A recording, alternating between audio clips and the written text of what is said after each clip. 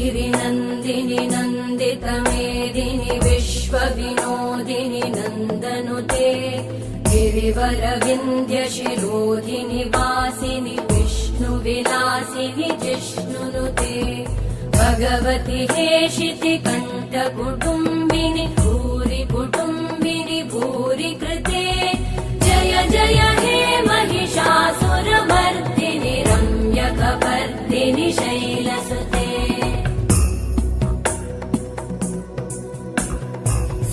सुरवरवर्षिणि दुर्धरधर्षिणि दुर्मुखमर्षिणि हर्षरते त्रिभुवनपोषिणि शङ्करतोषिणि कल्मषमोषिणि घोषरते